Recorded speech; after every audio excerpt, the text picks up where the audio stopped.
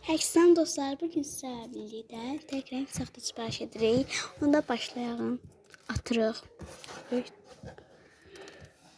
Buradan bunu seçirəm. Bunu bura. Görək nə renk çıxır. Bu burada çürüyüb deyə. Bu arada mənim şeylərim, videolarım silinib. Nədənsə. Bilmirəm. Bir tane kanal atmıştım, o əmim olsun işte, ya bunu əmim olsunlar ya da kardeşim. Zehra'ya çıktı gördüğünüz gibi. Şimdi bu kartlardan açalım eləyəkdə görəsək. Aha.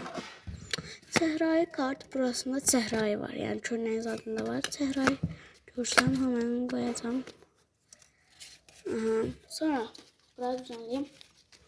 Sonra Sanrio kartı, buna boş verin bakmayın. Sanrio kartı bu pembe yerleri var ahırı. Aha, burada da pembe yerleri var. Gördüğünüz gibi koydum. Sonra görün stiker var. Stiker aslında çok var bende pembe renkte.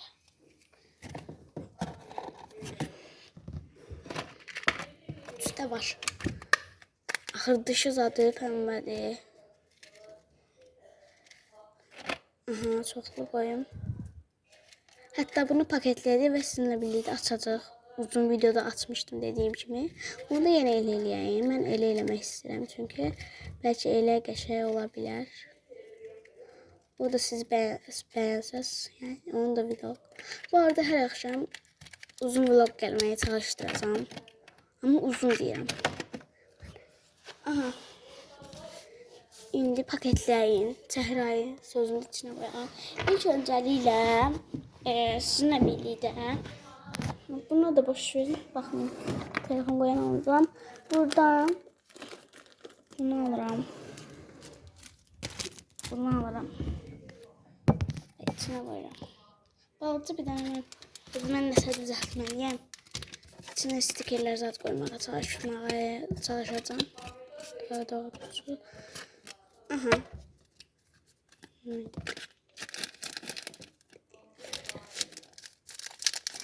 Bu arada bizim yerden ne kimi video çekenler yoktu, daha doğrusu bizim sinifdə.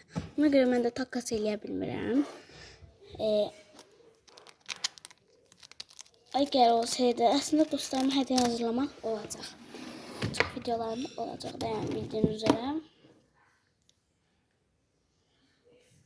Bir tane videom vardı, o gitti. Niye? Aldıklarım gösterirdim. Ondan. Yani.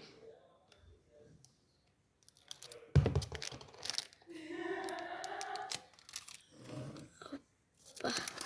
Kestim. Bu arada dün uzun vlog attım. Ne yaxşı şeyinde kalıp. Kamera galeriyamda kalıp. Ben de attım. Kartı silebilmeyecek çünkü telefona koyacağım. Zehra'ya sözünü koymadım. Neyse bunu hara koyuram.